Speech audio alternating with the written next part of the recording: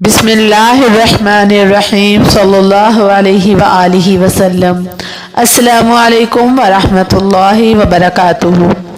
انسان کتنا ہی گناہگار کیوں نہ ہو، اللہ تعالیٰ اس کے لیے دعا اور رزق کے دروازے کبھی بند نہیں کرتا۔ جب تمہیں اگلی نماز کا انتظار ہو تو سمجھ لینا کہ اللہ تعالیٰ نے تمہاری پہلی نماز قبول کر لی۔ مجھے روز یہ الفاظ ہمت دیتے ہیں کہ اے میرے بندے، گھبرا مت، میں تمہارے ساتھ ہوں۔ جب تقدیر پر شکوہ ہونے لگے تو یہ بات یاد کر لینی چاہیے کہ یہ شیطان کا پہلا وار ہے۔ اس کے بعد شیطان آپ کو مایوسیوں کے اندھیرے میں بہت سہولت کے ساتھ لے جائے گا۔ اس لیے قسمت سے شکوہ نہیں کریں اور امید کا دامن ہاتھ سے کبھی نہ چھوڑیں۔ اللہ تعالیٰ کی ذات پر کامل یقین رکھیں، وہ چاہے تو سب کر سکتا ہے۔ جب کوئی تم کو بے وجہ رلائے تو اس یقین کے ساتھ اپنے آنسو صاف کر لینا کہ زندگی کے کسی موڑ پر وہ تم سے زیادہ روئے گا۔ بے شک اللہ تعالیٰ بہترین انصاف کرنے والا ہے۔ کسی انسان کو کھانا کھلا کر یہ مت سوچیں کہ ہم نے اس کو کھانا کھلایا یا کوئی ہمارا کھانا کھا گیا، بلکہ یہ سوچیں کہ یہ رزق ہمیں شاید اس انسان کے نصیب سے ہی ملا ہو۔ ہماری کیا اوقات کہ ہم کسی کو کچھ دے سکیں۔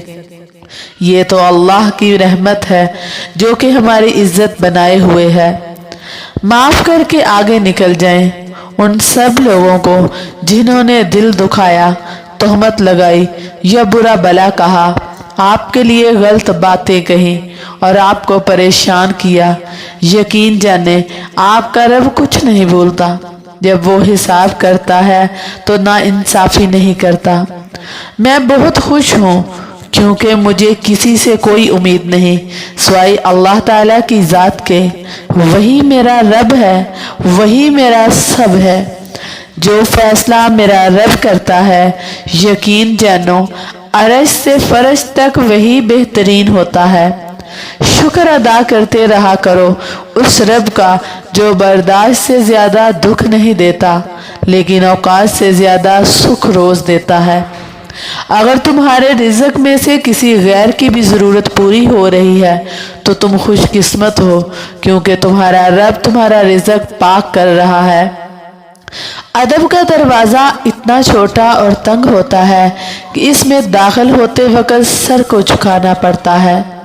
جب انسان محدود خواہشوں اور ضرورتوں کا پابند ہوتا ہے، اسے زیادہ جھوٹ بولنے کی ضرورت بھی پیش نہیں آتی۔ بے شک اللہ کسی شخص کو اس کی برداشت سے زیادہ تکلیف نہیں دیتا۔ رب اگر دے تو کوئی چھین نہیں سکتا، اگر وہ چھین لے تو کوئی دے نہیں سکتا۔ انسان کا ٹوٹنا اللہ پاک کی طرف سے بلاوا ہے۔ جسے اللہ اپنی طرف بلانا چاہے اسے تھوڑی سی آزمائش میں ڈالتا ہے تاکہ وہ اللہ تعالیٰ کی طرف رجوع کر لے اور اللہ پاک اسے تھام لے۔